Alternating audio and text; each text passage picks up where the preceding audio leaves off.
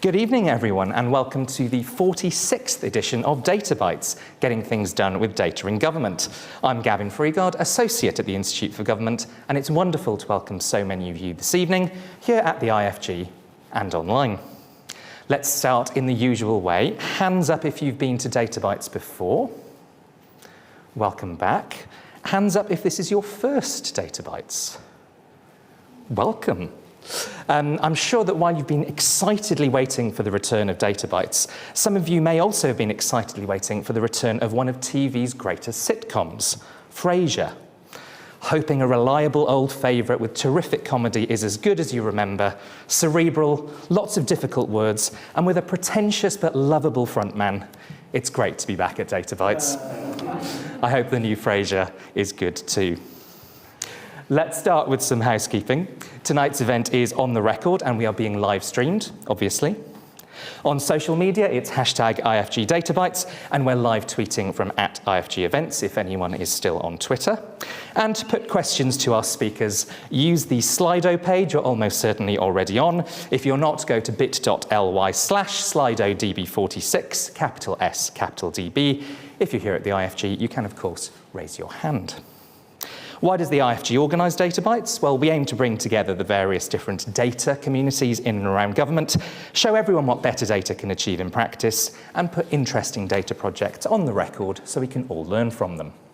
How does Data Bites work? You're going to see 4 presentations about data this evening.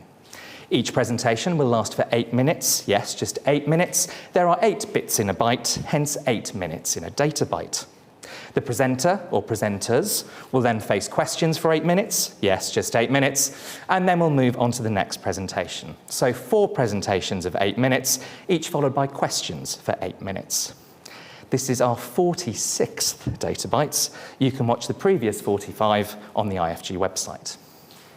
So what's happened since last month? Well, as promised, we published a new report, Doing Data Justice, which drew upon our 2 Justice Data Bites specials. We made several recommendations, described by Dr. Natalie Byram, Justice Data expert and one of our Data Bites speakers, as pragmatic and important. So that's the back cover of the paperback sorted. Now, paying attention to what data there already is would be a good start, such as knowing there was likely to be a severe shortage of prison places, but still having to resort to emergency measures to deal with it. The COVID inquiry has been keeping us busy. I was one of 2 IFGers, along with Alex Thomas, to give evidence to the inquiry last week. It won't surprise you to hear that my evidence, including 30,000 written words, which is more than Animal Farm, was about data. Now, there are some impressive stories about how government got up to speed, but also a much more depressing one. During my evidence, I was shown this email from Dominic Cummings from March 2020, where he is complaining about the data. I'm sure many of the Data Bites audience will empathise with that particular subject line. It does go a little bit mumsnet, Dom asking if he's being unreasonable, and being told that he isn't being unreasonable, and he really isn't. This email complaining about the lack of data and the poor quality is just one damning indictment of data issues at the start of the pandemic, of data not being available, not being consistent, and ultimately not being usable. Now, one of the big domestic stories of the past month was the warm white wine and beige buffet bonanza that is political party conference season. Now, during Conservative conference, we had the spectacle of a beleaguered leader under pressure from difficult results, begging supporters to stay the course and back him to do his job. Credit to my long-suffering colleague Alice for that particular joke. You'll be pleased to hear, though, that one of the main draws at the Conservative fringe was a rising star, tipped by some for the leadership.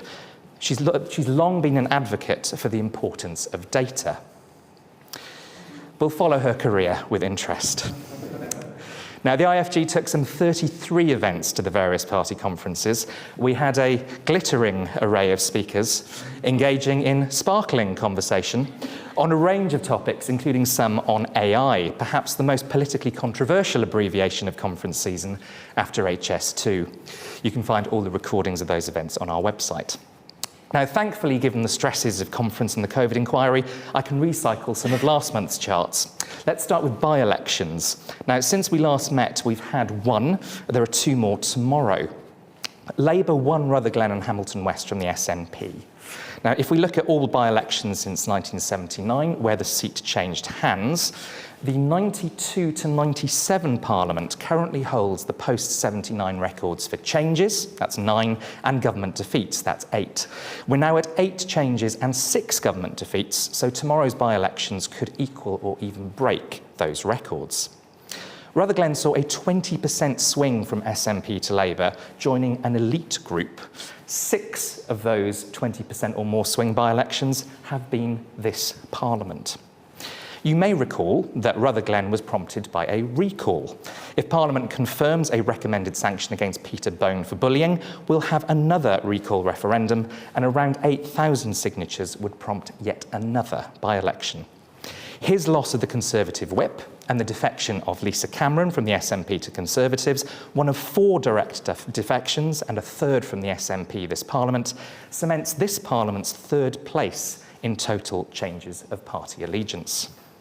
Now, I mentioned AI earlier, and we were given a stark reminder of the potential horrors of generative AI last week.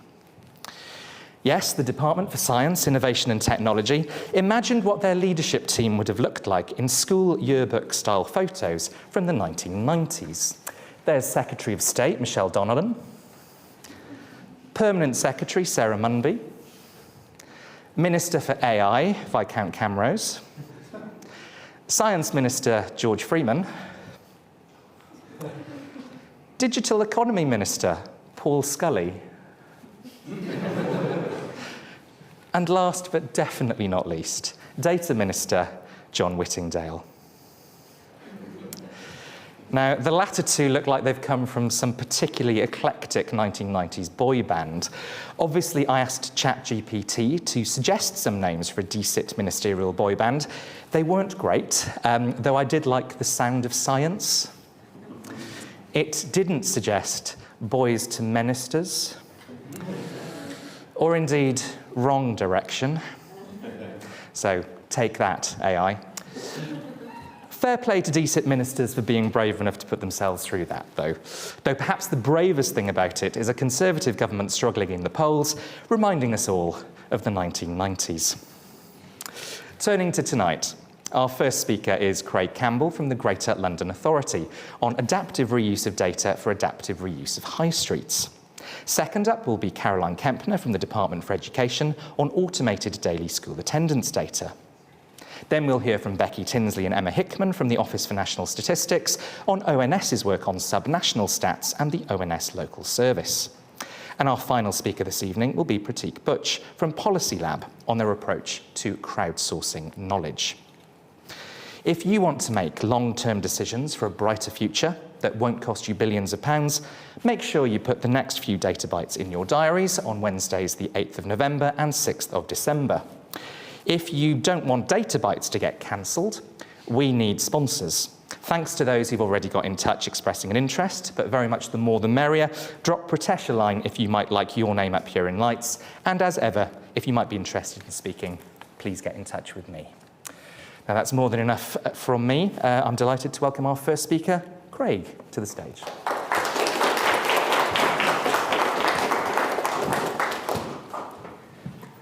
Good evening, everyone. Thank you so much to Gavin and Institute for Government for the invitation to be here tonight.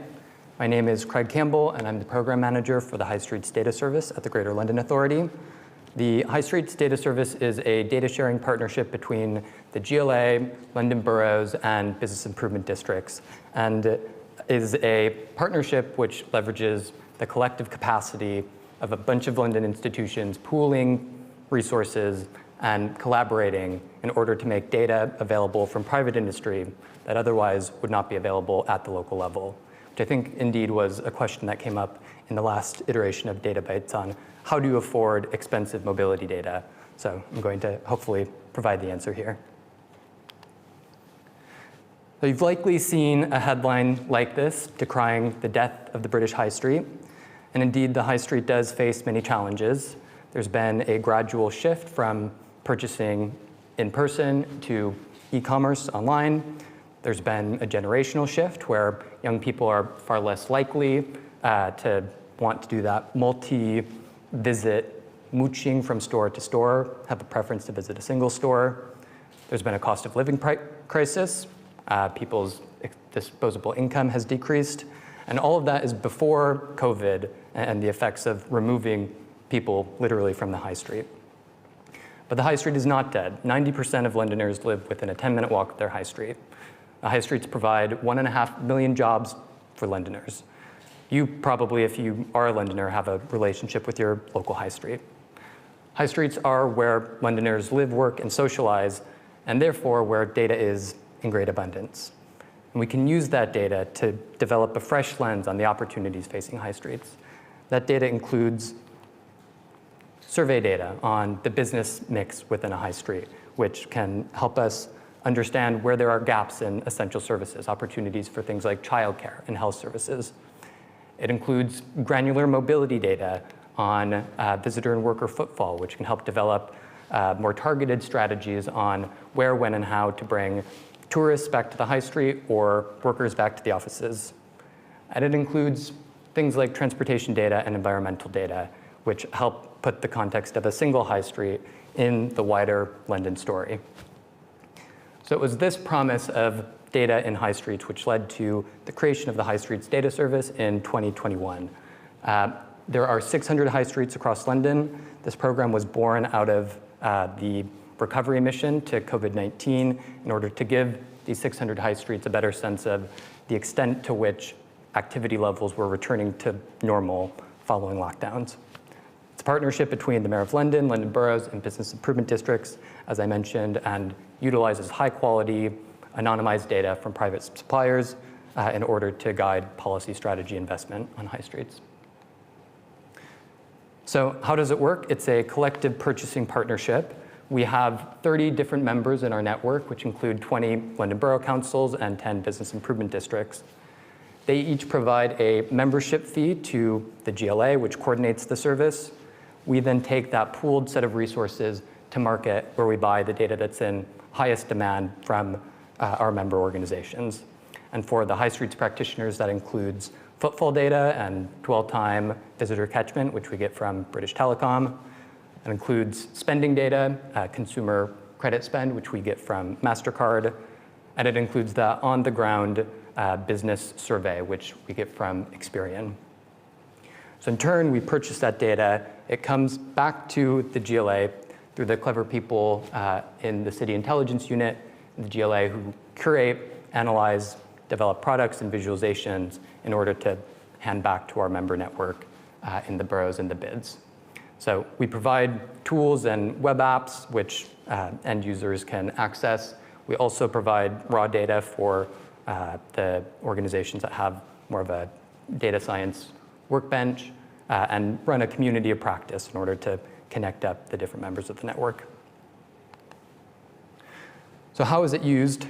We have seen the data applied at every stage of the policymaking and project delivery lifecycle, from strategy development to policy implementation to monitoring and evaluation.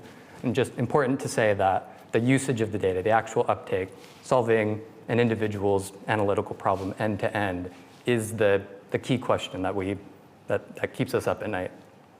I'm going to give quickly, as time permits, examples of each of the three. The first is on strategy setting. So what you're seeing here is a classification of all of those 600 London high streets into a classification of struggling, adaptable, or resilient, dependent on how quickly they were able to return to pre-COVID activity levels following the lockdowns in 2020 and 2021. And so the SAN key shows the shift from the first lockdown recovery profile to the second London recovery profile. In general, it's a positive trend. Struggling goes to adaptable. Adaptable goes to resilient. There are some remaining struggling holdouts. But this is the type of analysis which has informed the Greater London authorities, the Good Growth Directorate's investment strategies and which high streets and which types of high streets to support. What you're seeing here is a footfall density map across the boundaries of Greater London, where color and height of each of these bars represents visitor footfall in that area on a Saturday afternoon. Predictably, you're seeing central London being the most busy, with a notable outlier in southwest London. For the rugby fans, that's Twickenham on a Saturday afternoon. And this is a high gloss visualization, but this type of footfall density mapping, looking at hot spots and cold spots, has very practical applications with our users, which include looking at the busiest areas of a high street in order to prioritize that for 5G mobile broadband deployment, put the equipment where the most people are. On the cold spot side, we look at the the times of day which are the quietest in order to prioritize residential waste pickup in a way that would be the least disruptive. And finally, the data is used at the end of the policy development lifecycle for monitoring and evaluation. And so this example is a recent analysis by my colleague Lauren, looking at the implementation of a low traffic neighborhood traffic filters in Haringey, and looking at the spend profile before and after that. What this, I would say, is our top use case of the typical monitoring and evaluation. I think it's safe to say that one of the biggest challenges that we face as data professionals in government is getting uptake and usage of our reports and tools. We invest a lot of effort into engaging and activating our user base. That includes bi-monthly member sessions where we present case studies. Different members of the network show how they've been using the data. That includes an incubator program that we're currently running in partnership with ONS Local, among others, which is taking 8 teams through an end-to-end data science lifecycle journey of forming a hypothesis, testing it with data, and delivering the results to their audiences, carving out space to support that through a mentorship program. And finally, a recent example during London Data Week in July was our Data in the High Streets pop-up, which put the data that we're using, analyzing behind our computer screens, back into the heart of a real high street, in this case, digital-powered pop-up in Shoreditch High Street. Here you have Amy LeMay, who's the mayor's nightlife czar, with our borough and bid users, with this great visualization behind her, Shoreditch High Street on the other side, and I think speaks to exactly what we're trying to achieve of the connection between the policy experts, the practitioners, and the actual implementation on the ground. So final thing to say, I've run out of time, is just the High Streets Data Service is part of a network of, or a portfolio of data services at the Greater London Authority. Data for London is a new program being led by Theo Blackwell, the Chief Digital Officer, and guided by an advisory board of experts, which aims to improve the foundations, the plumbing of the platform where this data is shared, the ethics and governance, up through data leadership and vision and strategy. But these types of services cut through the middle of that and are kind of the key demonstrators of the vision of that strategy. So thank you. Look forward to your questions.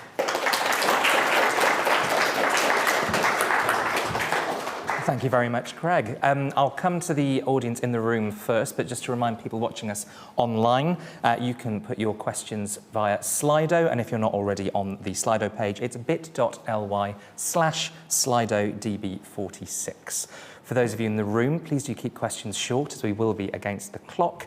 Wait for the mic to come to you, and please do tell us who you are and where you're from. If you can, do remember that we are on the record. So who would like to ask the first question in the room?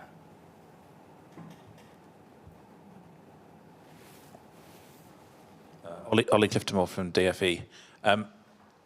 Loads of data there. I was just wondering, what I love as an analyst, like, where are the unintuitive findings? Like, what's when you bring this data, what's the things that surprised you from putting all this data together? I think looking for unintuitive results or non-obvious results is one of the biggest challenges of a program like this. And I would say, in general, the success of the program has been built on a whole lot of confirming assumptions and maybe a smaller portfolio of surprising results. I would say on that first graphic that I showed of the resiliency of high streets from first lockdown to the next, the general trend toward increasingly resilient high streets from one to the next was a surprising and very exciting result for us at the GLA. Great, thank you. I'm going to go online for the next one. This is Anonymous. Good evening to you, Anonymous. The minute you mentioned LTN, I knew somebody would ask this. What was the conclusion of the LTN evaluation? So the caveat here is this was not all LTNs. This was a very limited subset, a case study on a couple of recent LTNs. The result, building on the last question, was that there was no appreciable improvement or decrease in spending levels or other high street activity as a result of the LTN implementation. The analysis was focused on the 40 days pre and post LTN, and so it is an immediate effect, whereas I think in general, because it was recent, we're more interested in the 3 and 6 month effects. But even though that time series had a drift up, when you look at it statistically, there's not a significant change one way or the other, which in fact is, relative to some of what we're hearing from government, a good news finding that there isn't an immediate tank in activity. Great, thank you. Let's come back into the room for the next question. Hands up if you'd like to ask it. Over there. Hello, I'm Oakley Denson. I'm from Buckinghamshire, and I wanted to ask how exactly do you define like a struggling or resilient high street, sort of statistically? Like, what was the meaning of those terms? The analysis predated me, but I think it was defined by the extent to which the decreases that all high streets experienced as a result of lockdown essentially got locked in over time. And so a struggling one decreased and then did not return back to a normal level. I couldn't tell you the distinction exactly between adaptable and struggling, but that was sort of the gradation of those different categories. Thanks. We'll go online for the next question. This is from Georgina. Good evening to you. Are there plans to roll this kind of work out wider than London? I work for the Greater London Authority, so our scope is Greater London. I think in conversation with our colleagues at ONS and other similar organizations, we'd love to explore if the similar model, the types of data we're accessing, is something that could be scaled to other areas. Certainly we've gotten interest from other subnational regional bodies that are interested in replicating the work that we've done. But probably at this stage, our next steps are expanding the service to some other organizations within London before looking at outside of the London boundaries. Great, thanks. And we've got another online question from Anonymous.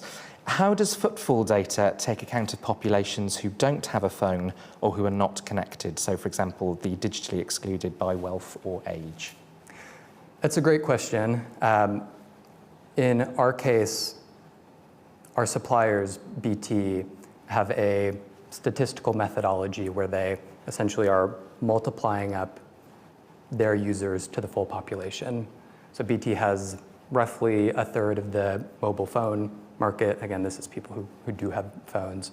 And using their information on their market share combined with census information on the distribution of different populations, essentially, it's a bit more sophisticated than taking their numbers and multiplying by 3. It's layering on those population levels. And I think that there is some accounting in that methodology for digitally excluded people. But I think in this work in general, the data is never perfect, and we are going to see some errors in that regard. Excellent, thanks. Let's come back into the room for the next question.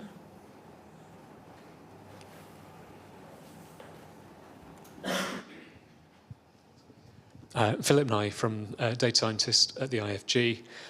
That was a really fascinating talk.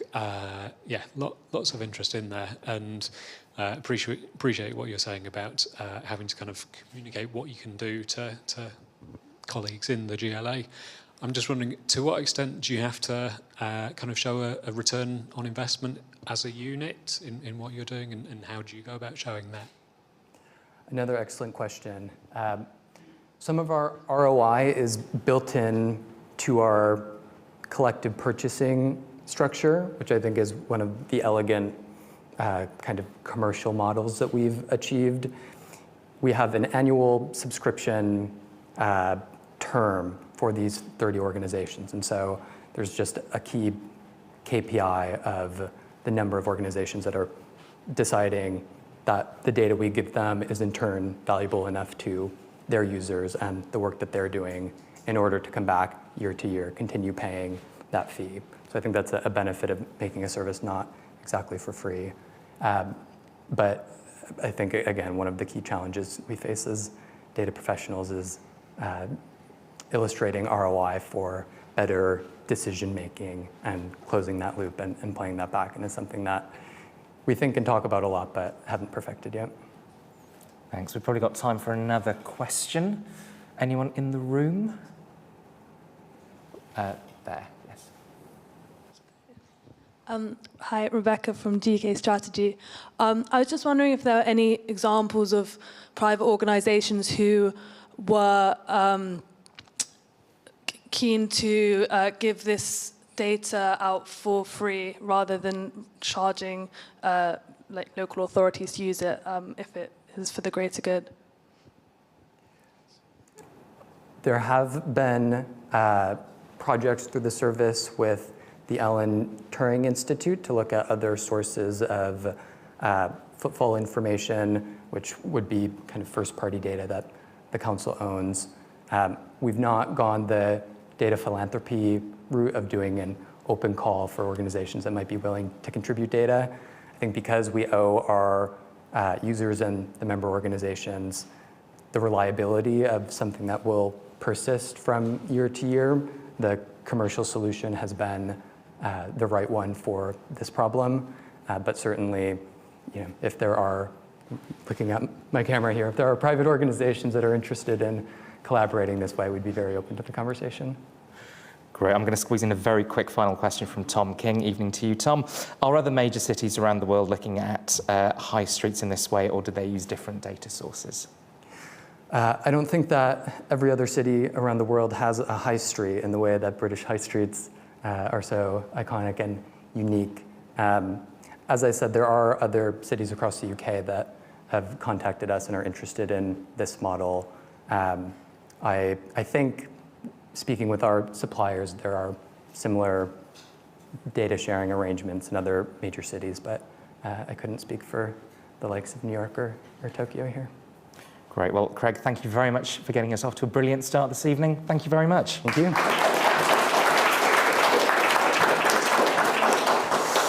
And our next speaker tonight is Caroline.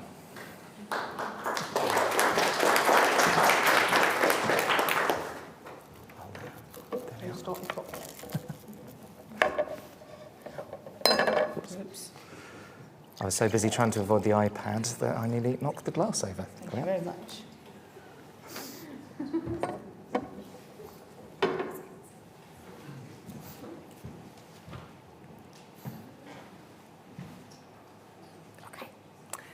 Good evening, everybody. My name is Caroline Kempner. I'm here from the Department for Education. I'm the head of data transformation. I'm really delighted to be here today to talk to you about our flagship data modernisation programme in the department, which is all about massively improving the flow of data on pupil attendance in England around the system. And by the system, I mean between schools, local authorities, multi-academy trusts, and the department. So, why is this important? Obviously, during COVID, children weren't largely at school, so it was an unprecedented shock to education. But since then, and you've probably seen this in the news, there's been a lot of reporting on this from the Children's Commissioner. There was an Education Select Committee report a couple of weeks ago on persistent absence. Attendance remains not much better than it was during COVID, sort of immediately after COVID. We have a problem with absence of pupils in schools, and you'll see some of those figures up there. Over 20% of pupils are what's called persistently absent last year. That means they're missing 10% or more of sessions during the year, which is a lot of schooling missed. We know there's a link between attendance and later on attainment. And there's also another figure there, which we've only known since we've been doing this automated project I'm going to tell you about, which is that for pupils who had at least 1 day of absence in the first week of term last year, their rate of persistent absence is more than double the national rate. So the sort of back to school, beginnings of term are really important. As you can understand, if you miss that first part of term, it's more difficult to go back to school. So what we're showing you here is that historically and still now, traditionally, we collect information 3 times a year from schools after the event in what we call the school census. So we do that termly, it's after the event, and by the time it's ready for analysis, it can be up to 8 months after the actual event. So obviously during COVID, we needed to know what was going on in pupil attendance. And so we asked schools to fill out a spreadsheet return manually. Clearly not sustainable. We were asked to rapidly, at pace, taking a bit of risk if we needed to, automate a sort of no-burden way of getting information in from schools and providing useful products out to them and others across the system to show what was happening with attendance. So that's what we've done. We have spent a lot of time, there's a little thing at the bottom there, on data protection, on data privacy. We've published our DPIA, and really importantly, we've published information to schools about how we will and won't use this information. Bit of a techie diagram there for anyone who's interested. I'm just going to talk about the top of this. So this is voluntary. We now have 86 of schools in England voluntarily participating in this. We're bringing in data from, there are about 16 schools management information systems. We've got a commercial contract with a data integrator who are known to schools called WAND, and we have basically a huge data pipeline that we've built using brilliant architects and engineers. We're bringing in 15 million records of data a day, and we're now up to 9 billion records in total. And we're then pumping that out in 2 different ways, which I'm going to show you. So the first way is we have a secure daily dashboard that we make available to schools, to local authorities, and multi-academy trusts. Now, it's a kind of typical Power BI type dashboard. I think the really important thing to say here is that local authorities see all the information down to pupil level for schools in their area who are participating. Same for trusts, multi-academy trusts. And schools see both, so for all these people, they see a sort of dashboard, which is the sort of the one on the left, what's your overall attendance, absence looking like. And we're also collecting information on pupil characteristics, so you can filter that by age, by gender, by ethnicity, by special educational needs, and lots of other characteristics. So you can really target on groups of vulnerable children where we know that attendance rates are much lower. We've got visualizations that you'd expect, and people can tune those to how they want to see things.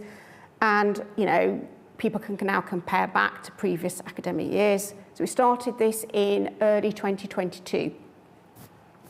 Now this quote here, I've put this up because I have never had any feedback like this, in all the years that I've been working on data projects. And I'll just read it out for those of you maybe online who can't see this. This is from a local authority who are the biggest users. I would like to express our profound joy.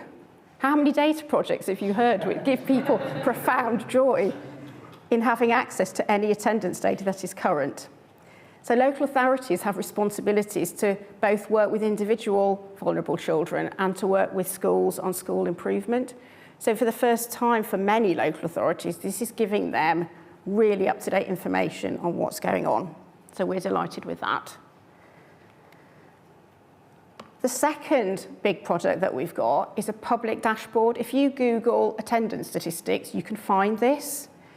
This is published fortnightly, and it gives at national, regional and local authority level attendance rates, authorised and under-authorised absence rates. And you know, it's a dashboard and you can filter and play with it and look at different parts of the country. What's really interesting with this is, you know, we've built in a 2-week lag because for the first time in DFE, we're bringing in operational data from schools. So previously, we've always had this sort of cleansed, huge long process in schools and local authorities to cleanse data and bring it in. And now we're bringing in operational data. So we've built in this 2-week lag in order for schools to update. You know, they might find more information from a parent about, you know, why a child is off school. So we agreed with schools that we will be building this lag. Now, I had a very extended train journey to get here. So while I was on it, I just had a little think about why do we think this has been successful? I mean, there's lots more to do, don't get me wrong. I think the first thing is that when we were doing this, we prioritised services back to the sector over internal reporting. It took a lot of discussion to do that, and we're really pleased that we did that. The second thing is that we've delivered it with a blended team of permanent staff and contractors. So we've got enough permanent team oversight across all the different types of teams that we need.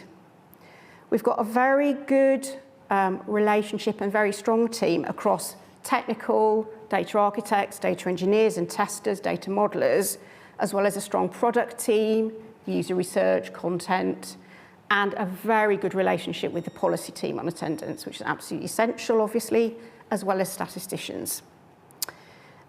Fourthly, we had strong ministerial backing to do this for obvious reasons. So from our point of view, it was a fantastic lever to do a big data modernisation project. Fifthly, we are working very closely with sector representatives all the way through and continue to do so on data quality and understanding what bringing in operational data means for data quality. And then the last thing, which I mentioned previously, was we have been really, really clear, and we have published what we've called data collection principles to schools, where we've said, because this is a new thing, new operational data, we want to take you on the journey with us. This is what we will use this data for, and this is what we won't use it for. Thank you very much.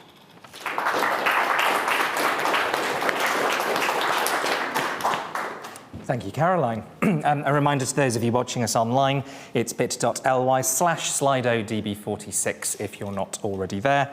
And I will start with an online question. So this is from Anonymous. Are you working with the respective bodies in the devolved administrations to allow for harmonised, comparable school attendance data across the UK?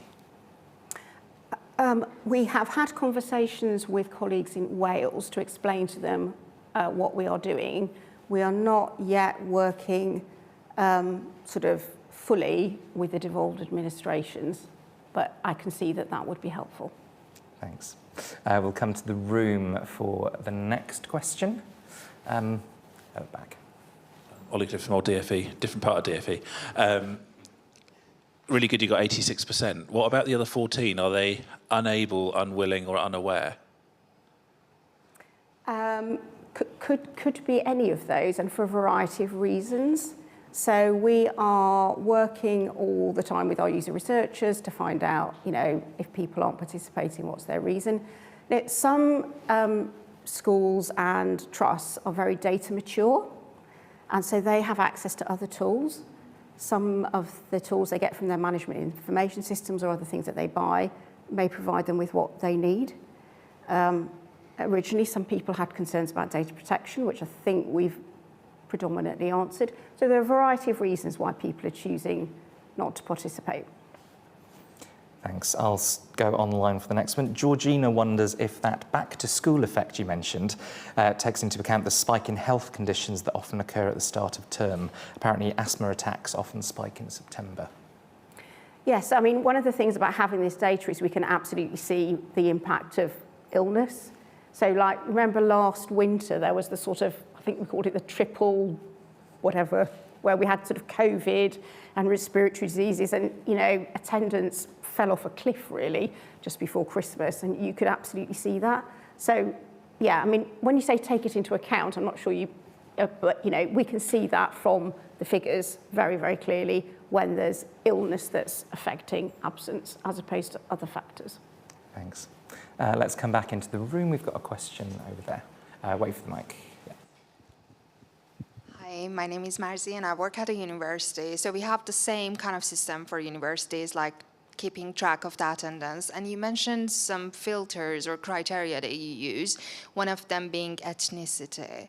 I'm not sure how you use that. Okay, you filter a student by their ethnicity, and then what? Like, how do you decide to use the data? Thank you. So within a school, they will be monitoring different groups of students according to lots of different characteristics, because they find that different groups of students have different sort of likelihood of attending, and there's certain sort of hotspots. I mean, actually sort of white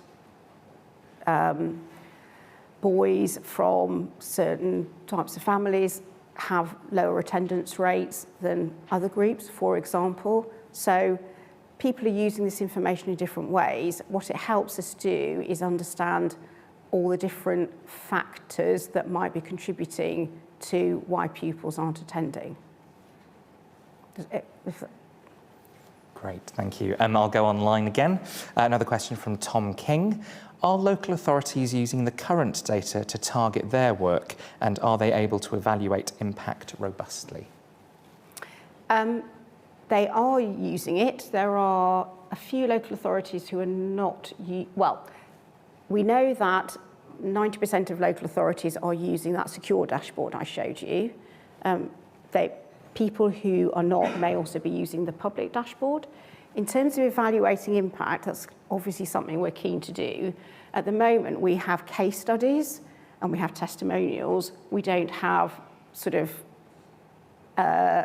evaluation in a very sort of rigorous way yet. Thanks. We'll come back to the room again. We've got a question over in the corner. Hi, I'm Sophia from the Open Data Institute. I'm just curious, you mentioned about some data protection concerns and steps that you've been taking to mitigate those. And I was wondering kind of what the themes of those concerns are and if there have been any significant issues. There have not been any issues. I think because we're bringing in this daily data, schools and local authorities were rightly wanting to know what arrangements we had in place, for access within DFE, for making sure the right people see the right information through that secure reporting. We didn't need to, but we chose to publish our DPIA. So it was those sorts of questions that people were rightly asking, and that there have not been any issues. Thanks. I might stay in the room for the next one. We'll go to the corner and then we'll come down to the front. Are you aware of any coordinated parallel efforts among the 86% of schools who are using the program to what they can do better with all of this influx of data? Now that they're looking at the same data, they're a team. Some of them, I imagine, must be overwhelmed. Is there the process part of it as well? So because there are nearly over 19,000 schools now who are using this, it won't, they won't be grouping together quite like that. But your point about schools being overwhelmed is absolutely right. So there are some schools we know who haven't had the capacity yet to use this information. So this is part of what we're working with policy colleagues on. So there are now attendance advisors who are working with groups of schools, and those are the sorts of people who are championing this kind of information. So where a school doesn't have easy access to this information, they can show them the best way to do this. Because I think you're right, there is an issue about it's all very well us providing this tool, but if you're, a small primary school, how do you, you've got 1,000,001 other things to do. We need to make it as easy as possible for people to use it, and I think we've still got some way to go on that front. Thanks. I'd like to squeeze in the final 2 questions down the front, so if we keep the questions and answers short, that would be great. Thanks. That's there first, and then the row in front. Bryn from the Royal College of GPs. Is there any concern around having local authorities sort of compared against one another when obviously absence is correlated with kind of poverty and more least well-off kids are less likely to go to school and whatnot? Are there any concerns around comparing local authorities to each other when it might look as if they're doing something wrong, but it's actually just they've got a poorer population with higher poverty? So we've always published attendance sort of down to local authority level. This is just more frequent. So far, what the feedback we're getting is that actually this is really welcome because it's, you know, so up to date compared to what was available previously, and because there's such a problem at the moment, people are keen to see this. I think one of the things that we can do as we have this information is develop more sophisticated benchmarking products securely to local authorities and indeed to schools, so that we can do similar LAs, that kind of thing, which we haven't yet quite had time to develop. Thanks. And a very quick final question just there. Jen Person, Defender to me. So the data protection impact assessment that you mentioned after it was kind of required by the Information Commissioner's Office didn't do a lot of forward looking, but one of the concerns around this data is it could be used, as Michael Gove had suggested, that parents of truanting children could have child benefits stopped. Is that something the department's been thinking about, talking about, had any discussion of? No, there is no discussion about sharing this with other government departments. Great. Well, a very clear answer to finish on. And you mentioned profound joy in your presentation. That's certainly something we aim for at Data Bytes. But Caroline, thank you very much indeed.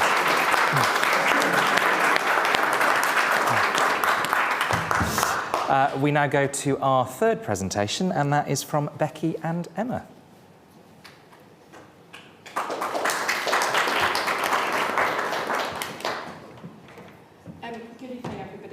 Absolutely delighted to be here. I'm Emma Hickman. I head up Subnational Statistics and Analysis in ONS. And we're going to have 4 minutes each. Becky's going to follow me and do 4 minutes on ONS Local and Coherence. So what I wanted to speak to you about this evening is a little bit about, where did this all start in ONS? There's been a recent, a huge uptick in interest in subnational statistics and analysis, really understanding those local insights as a result of levelling up policy and the Levelling Up White Paper. But in ONS, actually, this goes a lot further back. In 2004, we had the Allsop Review, and in 2016, we had the Bean Review. These were both kind of really big reviews of economic statistics, and both of them had sections that were really focused on regional statistics and developing kind of better statistics in this space. Ahead of the white paper in December 2021, as my division was forming, we led across the government statistical service on a subnational data strategy. And that was there to kind of guide, the whole of the government statistical service in really thinking about how we deliver better subnational data right across the statistical system in the UK.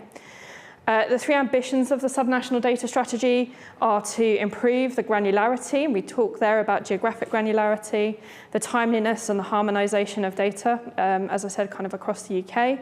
We're really focused on building capability to do that kind of geospatial analysis and understand kind of how to use geography in analysis.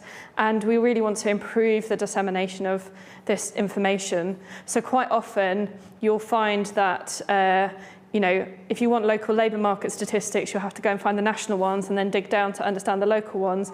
But actually, if you want local education information, you have to go on the DFE website and dig down to kind of find that as well. So we've done quite a lot of thinking about, how can we actually make it easier for local users to access information. We also supported the Levelling Up Task Force in developing the evidence base of the white paper, played quite an advisory role in terms of how they selected the metrics that were fed into that. And alongside that, we published this as a sort of interactive product on our website. We call this a Subnational Indicators Explorer, and that gets updated on a quarterly basis. and it brings together data from right across government at local authority levels under kind of each of the themes in the Levelling Up white paper, and it is a benchmarking tool so that local authorities can see where they sit compared to other local authorities there as well. And then from this, we established, in collaboration with the Department for Levelling Up Housing and Communities, a Levelling Up Subnational Data project that has kind of really accelerated our work in the subnational space, which I'm going to talk to you about now. So the first thing we've been doing over the last sort of couple of years is having a real focus on ensuring that we're publishing meaningful statistics for local areas. So quite often geographies are focused on administrative boundaries, and actually really, sometimes they don't really make sense to people. So we've got a whole series of publications that we've released on towns, because most people live or work in a town. And most recently, that's been actually an update on the characteristics of the people who live in different towns across the UK by kind of size category. And that's based on the latest census information. But we've also looked at things like the differences between coastal towns and non-coastal towns. We've looked at things like industrial structure in towns, employment growth. So we see a lot of employment growth is actually happening within 2 kilometres of the town boundary rather than in town centres. So we've got lots of insights like that. And then the other really big kind of innovation that we've had in this space is we're looking at how we break down economic statistics to very, very granular levels of geography. We've done this to lower layer super output area to use as a building block. And the idea of that is that you can kind of create your own geography. So if you're really interested in what productivity looks like along the West Midlands Metro, you can map that line and kind of understand changes in GVA, which is gross value added over time. And this has really created a step change in how policymakers can evaluate those kind of geospatial policies where they are meant to kind of have a very sort of localized impact. We are also innovating with lots of new and different data sources. So I'm going to have a plug here. We have been working with a number of providers of financial transactions data for some time. We already publish real-time insights on consumer spending, direct debits and business transactions in our real-time indicators release. But for the first time tomorrow, we will be releasing kind of postcode area information. So we've got suddenly a really kind of good level of granularity. So do keep an eye out for that, because there's some really useful and interesting insights in that. We've also been doing analysis on how education outcomes, so how you do in school and how you do through university, so throughout your school life, and thinking about internal migration. So how do you move around different parts of the country, and what does that mean? So we've kind of looked at the graduate share in certain places and looked to understand whether that's because places are retaining graduates or whether it's because lots of graduates are kind of moving into an area after they've graduated. And we do kind of do some analysis of non-graduates as well.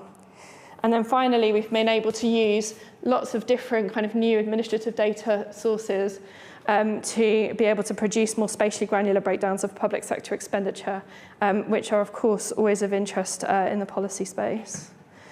And then finally, I talked earlier about disseminating our statistics in a much better way. One of the projects that we've done recently in the last year is some cluster analysis to identify similar local authorities. So far, we just based that on the Levelling Up metrics, but we are kind of looking to improve that methodology with an idea to kind of build that into some of the benchmarking that we do when local authorities want to compare themselves with each other, so that we can have a group of kind of similar local authorities. So really interested in talking to Caroline about that a bit more. And also, building on the work that we did on the Subnational Indicators Explorer, we are really, really keen to make sure the user journey on the ONS website is much more straightforward. And so what we've developed is an area hub. So you can go to a page called Find My Geographic Area on our website. You can type in where you live, and you can, you can get all the statistics that we have on that. So I'm going to hand over to Becky. And Thank you. Hi everyone. So I'm very conscious of the time, so I'm going to give you a bit of a whistle-stop tour of the things that my team do. So we talked briefly about coherence. There was a question in the audience earlier for Caroline about the importance of understanding and how we can compare statistics across the 4 UK nations. So half of my team are responsible for being able to do that. So thinking about what UK data there is that exists, and also being able to explain when things are coherent and when you can compare them and when they can't be compared. So that's one big strand of the work, and it really talks to the local area data that Emma was talking about, but taking it up and comparing it across those 4 countries. ONS Local has been in place for nearly a year now, so we've had the full service up and running in England since March, and we are now fully present in the 4 countries as well. So we have got a dedicated team of analysts who are based throughout the English regions and in Wales, Scotland and Northern Ireland.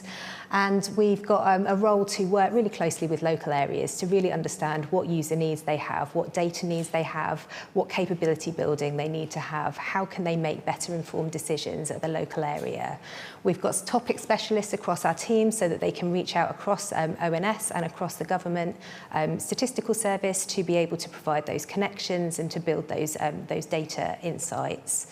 We've got 4 pillars that I'm not going to focus on because I'm going to actually illustrate what the some sort of real life examples that analysts have been doing. So I've used animation. I can't resist a bit of animation, and we did test that it worked earlier. So evolving the impact of the ONS Local service. So we've been up and running, as I said, in England since March, and now fully operational across the UK. So what sorts of things do we do? So there was a bit of a plug from Craig earlier about the work that we've been doing with GLA about sort of knowledge building and capability building. So we run a series of ONS Local how-to seminars, webinars that we have set up with our data science campus to help local areas have the skills and the tools that they need.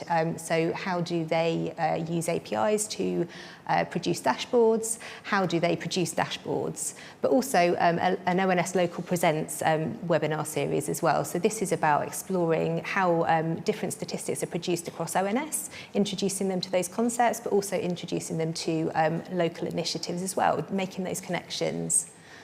Some case studies, so some new analysis and insights that we've been providing. This is just a very small selection of them. So they range from understanding digital connectivity to inform broadband infrastructure investment. So looking at rather than the top level local authority, how does that vary across those local areas? Supporting devolution priorities by providing insights on employment alongside businesses in local areas. Working with Scottish Enterprise to provide information about the distribution of students across the labour market. And finally, understanding what those emerging data gaps are. What gaps do we as statisticians need to step into to fill, to provide those insights to local areas? And those are things around local tourism and the visitor economy, and that really relates to what Craig was saying earlier. Second homes, how does that compare in rural areas? And what area is like mine? Because it might not be the one that's right next to you geographically. And then understanding more about digital exclusion and connectivity. I'm going to wrap it up there, but I just wanted to make sure that we were highlighting the services that we offer, but we'd be really happy to come back and do some future sessions on some of those more specific projects that we've got. Thank you. Emma and Becky, thank you very much. I think that's the first time we've seen the clicker used as a relay baton in data devices, which is great. A reminder to those of you watching us online, not that you should need it by now. If you're not already on Slido, it's bit.ly/SlidoDB46, capital S, capital DB. Let's start in the room this time. Who'd like to ask the first question? Got one there. Hi, my name's Georgia from LSE. I'm just wondering how you prioritise the different data sources, the new data sources that you're bringing in, and how does that process work in terms of what your target areas are? Thank you. So I think we sort of firstly focus on data sources that we think will give us really high value in terms of being able to feed into kind of multiple products across ONS, and so where we've got kind of a number of really strong use cases. So financial transactions is definitely one of those, given the sort of real-time nature of it, and the fact that kind of consumer spending really feeds into a lot of economic statistics and not just subnational. I think that's probably enough to say really, but we also kind of check the quality before we kind of use or publish any data sources that we bring in. Great, I'll go online for the next one. So Anonymous asks, how does this work feed into the ONS's proposed changes to population statistics, or how could it be impacted by those potential changes? And if you want more on that, I think DataBytes 44, we had a presentation. Yeah, so one of the really important things I think is for our local analysts to be working with those local areas to make sure that they know what's happening, make sure that we're making those connections across ONS so that people feel informed to respond to that consultation, which is currently live, and I believe it closes next week. So working with local users as well to understand what their needs are so that we can feed those back in and inform other activities that are happening across ONS. Great, thank you. Let's come back to the room for the next question. Or I will go back online. Anonymous, who knows if it's a different one, says, great work. With all the changes to ONS publications and work, how can we trust relying on the ONS local service without worrying what happens if the plug gets pulled? So I think part of the remit of the ONS local service is actually to be really responsive. So to make sure that we're listening to what local users need and we're feeding that back into ONS so that we can change those priorities and kind of work hand in glove with those changes that we're making to the statistics that we produce to make sure that they're as useful and as relevant as they can be.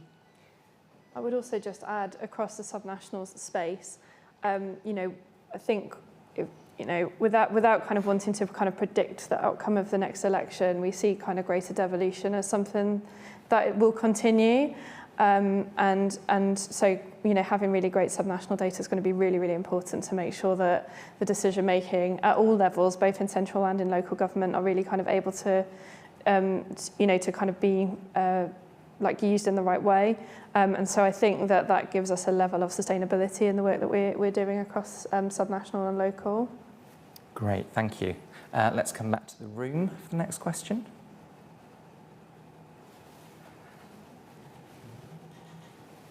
Got another one.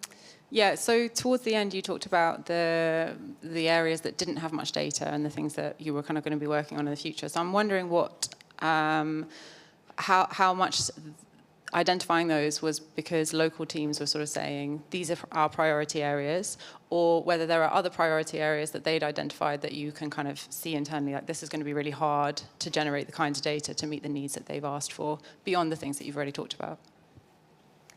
Yeah, so very much the focus has been actually working really closely with local areas, local stakeholders to understand actually what are the sort of regular questions that come into us, and actually if we've not got a route for meeting those, what do we do about it? So I think it's just really listening and making sure that we're aware and tying that in with other users that kind of come in through ONS through a range of other routes as well, and making sure that there's a really good connection across ONS but also across government to kind of do that two-way loop of what is the gap, what's the need, and how do we fill it.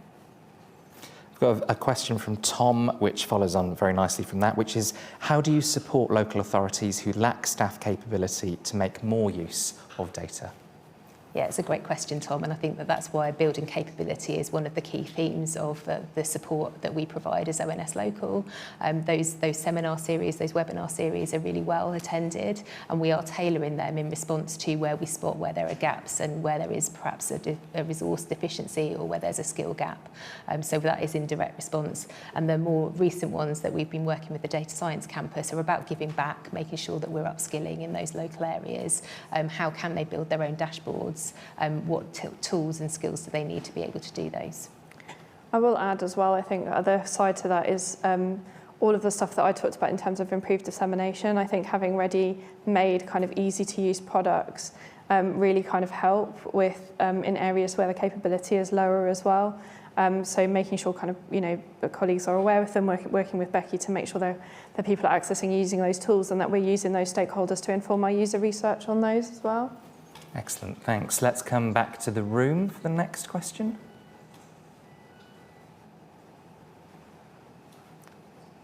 I'm going to pressure somebody into asking one. We've got one at the back. Hi there, Patrick Allen from Department for Education. I had a question about your data sources. Are they all publicly available, and where do you pull them from, and how do you do that? So not all of them are widely available. A lot of them are, we have 3 data sharing agreements that we get across government. So we do quite a lot of data sharing with HMRC, and we use some of the VAT turnover data, for example, to apportion the gross value added regional statistics down to kind of a local level. We also use data that becomes available in the Secure Research Service. So that's how we've accessed the longitudinal educational outcomes data. And that is accessible to researchers who have kind of been through our accreditation process in ONS. And then finally, we do have some much more sensitive data, like the financial transactions data. Not because it's sensitive in terms of personal information. We don't get any personal information in there at all. It's all aggregated when it comes to us. But it is very commercially sensitive, and we work very closely with those providers to understand exactly kind of how we might be able to share some of that, sort of more widely in future as well. The next question is online from Anonymous and follows on very nicely from that, actually. If there are local data needs that you can't meet with existing data sources, do you have the capacity to collect new data? I think that broadly, ONS, does a huge amount of data collection through surveys. And I think that often a survey doesn't necessarily give you the response rate to get the coverage that you really need at the sort of really granular level of geography that we tend to be looking at. And so I think that probably where ONS kind of has a really strong role to play is thinking about what data might already exist that can complement a survey, and how do those kind of different data sources work together to give us the best estimates at the level of granularity that we need, with a sort of confidence level that makes it useful. And I think about using sort of innovative methods to do that as well is a really important factor, and we've got a really strong methodological community to think about how do we bring those different data sources together to make them relevant and so that we can give back as well. Brilliant, thanks. Very quick final question there. Sorry, Craig. Hi, I was just wondering if you do any work with local skills improvement plans? So we are aware of them, and we kind of talk regularly to colleagues in the Department for Education who are leading on that. We've done quite a lot in terms of the dashboarding tools with the colleagues in DFE who are working on LSIPs, but I would say we're not directly doing a huge amount on that. However, there are, not my team, but there are other kind of teams in ONS that are kind of broadly working across the skills kind of area to understand, whether we can get better insights for you using things like job vacancy data from online job adverts and things like that as well. Well, we very much look forward to hearing some more detail in future Data Bites about some of those projects. But for now, thank you for a brilliant overview, Becky and Emma.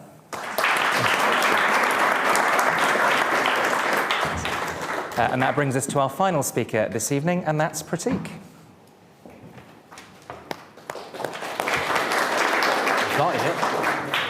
Thanks, Kevin. Groups of people, whether that's those of us in this room tonight or listening online, the colleagues we work with in our organisations, experts in industry and civil society and academia, members of the public out there, groups of people are collectively more knowledgeable about any given topic than each of us could ever be as individuals. That's the simple premise that collective intelligence is built on. And tonight, in the next some minutes, I'm going to talk you through the really high-level ways in which Policy Lab has been attempting to harness the latent knowledge that sits distributed across diverse groups of people in ways that can reveal where people agree and disagree, in ways that can encourage new ideas to emerge, and in ways that can inject fresh thinking into the policy-making process, which ultimately is Policy Lab's mission. If you haven't come across us as a team before, we're a civil service team housed in the Department for Education, with a mission to radically improve the way policy is made by introducing design thinking, innovation, people-centred approaches into government. And to do that, we have gathered a truly multidisciplinary team that brings together a vast array of expertise, including being able to use a laser pointer, into government. The reason we are a multidisciplinary team is because we work right across the public sector space and have done for the 9 years since we were founded. in order to bring the various expertise that we have as a team to bear on the various challenges that government policymakers face day to day. And in effect, we sit kind of on the edge of the policy-making system and bring in tools and methods that are not usually associated with policy-making in two ways, really.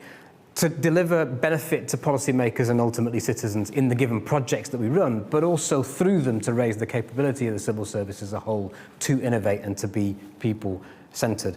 I am not going to labour this slide too greatly with this audience in mind, not least given the expertise we've got in the room on qualitative and quantitative data, as you've just heard.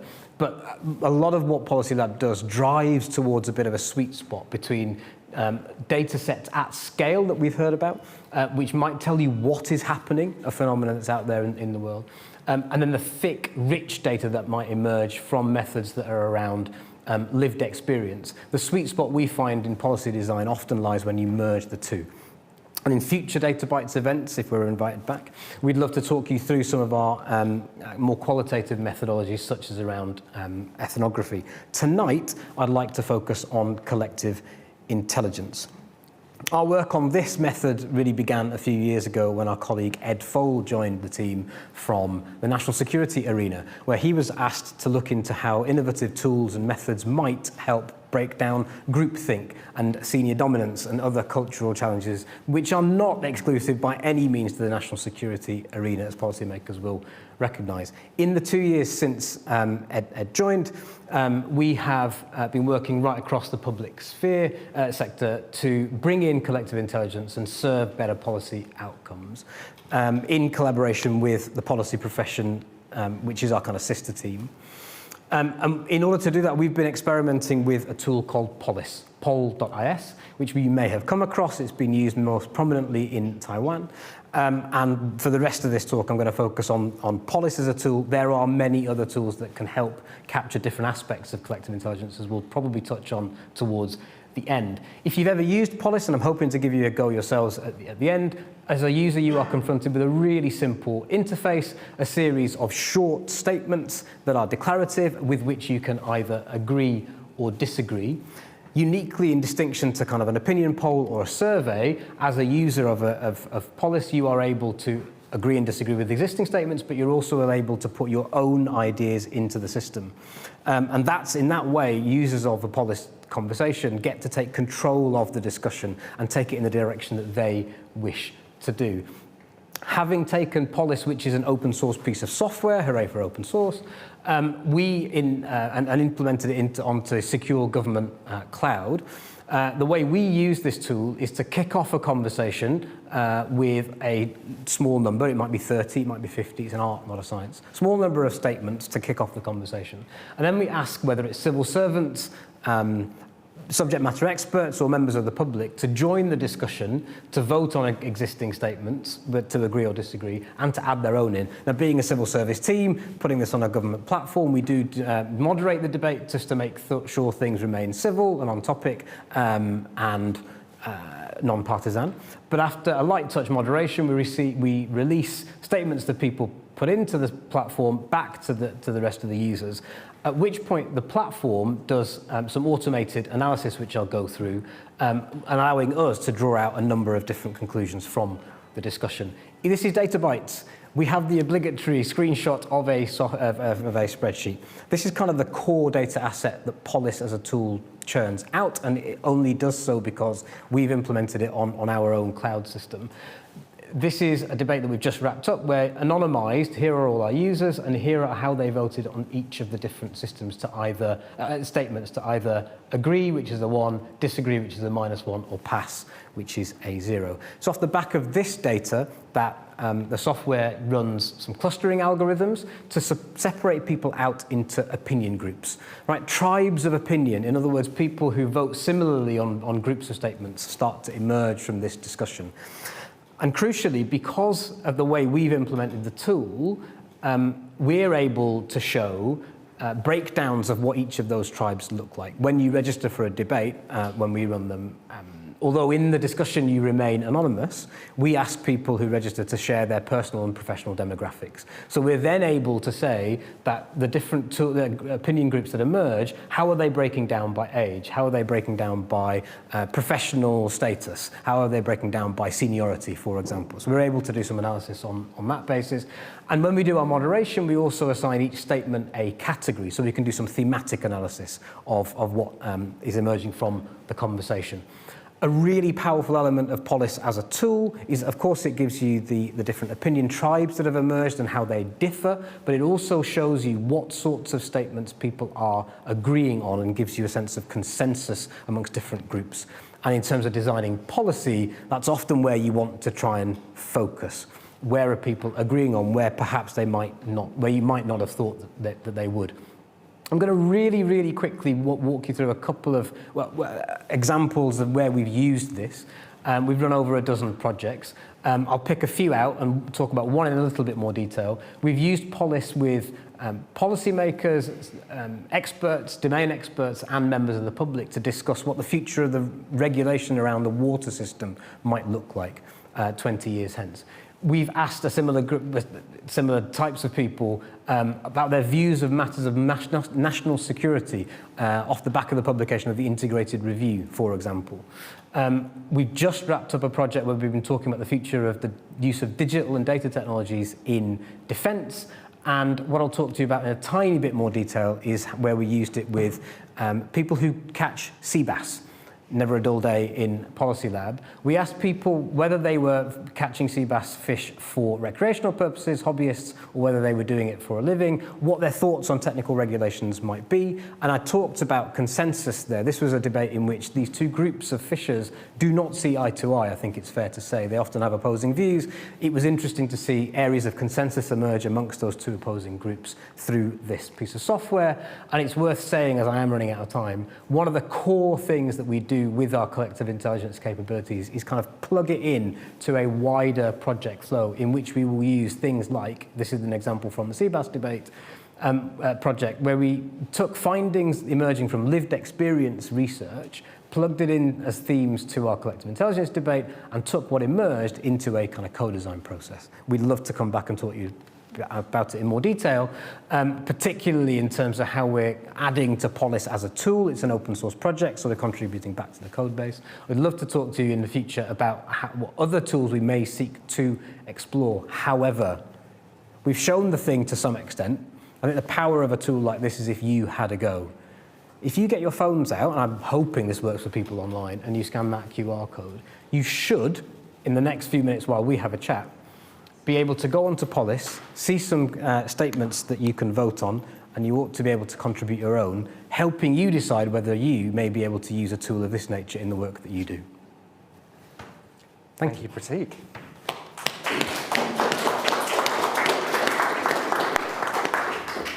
We made the mistake of getting the applause while everybody was getting their phones out. Yes. A reminder for those of you watching us online, bit.ly/slido.db46. Great. So let's start in the room for the first question. We'll come down here first and I'll come to that row next. Philip Knight at the IFG again, and always enjoy a bit of interactivity in a presentation. In the past few years, the Cabinet Office set up the Crown Consultancy. Just interested in knowing how what Policy Lab does relates to what Crown Consultancy was doing. Can I plead ignorance?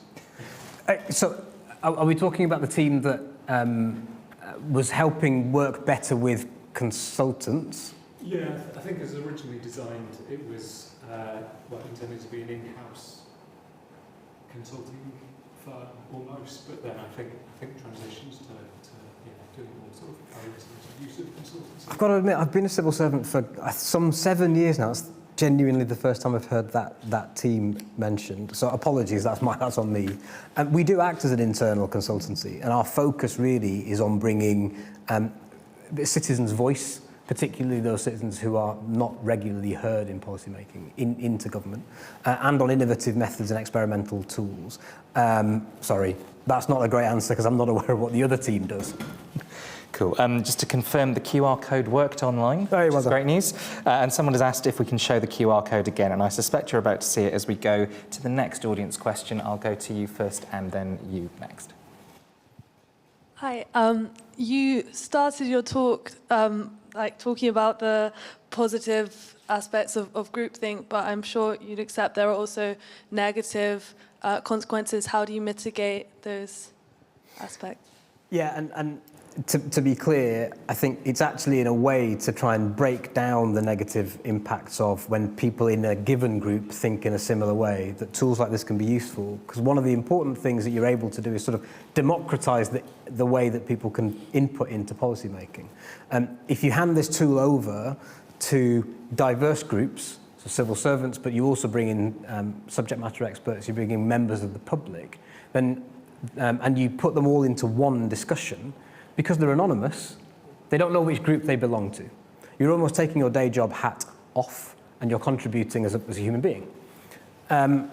We've experimented with a couple of different models to kind of deliberately address that. I'd love to revisit some of that. One debate we ran a while back on a matter of foreign policy was where we took civil servants and we took members of the public, had them use the tool separately, I think for a week, and then crossed over the ideas that had emerged in each of those discussions to the other. And I think that's another way you could use this to break down some of the kind of spiral elements of groupthink. For those of you online wanting the QR code, our very enterprising online audience has put the link into the Slido question, so you can go there as well. We've got a question over there. John Spanton from Valtech. Interesting hearing about some of the ways of working you were describing, which I think have got some parallels with some of the best practice set out in the service standard for digital service development. I wondered if you'd seen any examples of how the way you're working and those similarities have led to policy and digital service design coming closer together. One Team Gov. Yeah, look, so a few really important principles, and actually we've heard some of other really good examples of that kind of digital way of working tonight too. This is an open source piece of software. We feel it's kind of almost an ethical responsibility to contribute any improvements we make back to the code base, and our creative technologist who leads the development of this software, Brendan Arnold, it doesn't just contribute back to the code base in terms of the repository, but he's actually working with civic hackers and other open source code folks in communities such as over at Newspeak House. So I think there's a really important principle here that given that this is an open source piece of software, we contribute back to that. And yet, of course, we are, as much as we can be, are driving our feature development and so on by through user needs as well. And we're trying to adhere to those standard principles too. Should be clear, that's only one tool, right? There are a number of other policy tools, but we found this to be really a powerful one. Great. Caroline next, and then I'll come to the back. Thanks. Caroline Kempner from DFE. How do you see this sitting alongside traditional user research? Augmenting, I would argue, certainly not replacing.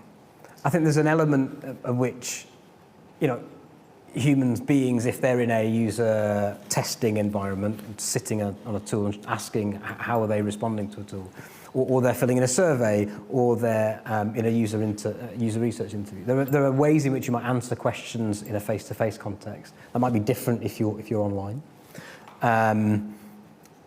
We've learned a fair amount about the kinds of things that people are willing to put in as statements. And something we've discovered across, my team's going to chuckle at this, but I trot this stat out every time. Across all the different topics we've covered, from national security to phishing to defence, doesn't matter the topic, 60% plus or minus, I think, 3 of the statements approved through moderation are agreed with. There's something human, there's a tendency to agree with, to submit statements that we think people agree with, and to agree with statements that are put in. And I don't know if that's the case with other sort of methods. But I think it would augment and complement methods such as user research, such as other sort of survey methodologies, and can add a depth because of the machine learning that goes on and gives you the tribes and opinion groups, gives you an element of depth that you can't get through other methods. I think I saw a hand up at the back last time, so I'll go there. I'm curious how good you find policymakers tend to be at contextualizing the output data, and if there's any kind of guidance or infrastructure to help them with that. That's a cracking question. In a way, that's your policymaker's job, and to do that through all the different inputs that you might get. You're not short of inputs often as a policymaker. A couple of things we have learned is that for certain partners of ours for whom we're delivering these findings, the raw information is what they want. What they want to see is the spreadsheets. What they want to see is kind of the raw sort of data dashboards that we might produce, and that's great for them to go on and run with. In a number of cases, we've developed the opinion tribes that come out into personas, like you would with user research, right? In a number of cases, we've abstracted what's come out from a discussion into speculative design artifacts. And that's certainly a case in a couple of the debates that I've discussed, and I'd love to share a bit more of that kind of publicly when appropriate. In some cases, we've just handed the raw data over, and in others, we've had to do a bit of interpretation or intermediation. And in a couple of examples, the policy partners have asked for us to draw out the policy implications that stood out to us as those running as kind of the administrators of the debate. Different policy teams vary in their kind of aptitude for that. I'm going to take a quick final online question, sorry to those of you in the room. Does focusing on identifying clustered tribes of opinion risk replacing the dangers of groupthink with the dangers of tribalism? Gosh, I guess it depends on how, the extent to which you triangulate the tribes and opinion groups that form here and put them into context with what else you know about the arena you're working in, right? There is that danger, there's absolutely that risk, but I think it really comes down to how much value you assign to the opinion groups. And the thing to caveat here is that to date we've been working with small numbers, so you have to work with real caution. That risk really would amplify when you came up to scale. Fantastic. Well, we'll definitely invite Policy Lab back after that. Pratik, thank you very much indeed. Thank you. A few very quick parish notices before I release those of you in the room to the reception outside. We do aim to get video of this event up on the IFG website within 24 hours, but you can already watch it back as live on Slido. I guess you probably know it's bit.ly/Slido, DB46 by now. I mentioned we had various party conference events, including on AI, which might be of interest to some of you in this room. That's all on the website already. Our next public event will be in conversation with Anna Sarwar MSP, the leader of the Scottish Labour Party. That's taking place on Tuesday, the 24th of October at 12:30. Data Bites will return on Wednesday, the 8th of November. Somebody online has asked whether we'll be circulating the presentations after the event. We are hoping to update our website fairly soon to try and get the presentations that we're able to share up there at some point. Again, you can watch it all back on YouTube and soon on the IFG website. If you'd like to sponsor a future one or speak, please do get in touch with us. That remains, all that remains are for 3 thank yous. The first is a thank you and farewell to Alex, our excellent events officer, who you will have seen running around with the microphone, and many of you will have dealt with, and has helped organise brilliantly the last 11 Data Bites, I think. I think he deserves some time off after that. He's leaving us for pastures new, but we'd like to say a huge thank you for all your work on Data Bites and everything else, Alex. So that leaves me with 2 thank yous. The first is to you, the audience here in the room and online. Some brilliant questions today, so thank you very much for coming along and sharing your insights as well. But please do join me in a final huge thank you for our 5 fantastic presenters tonight. Thank you very much indeed.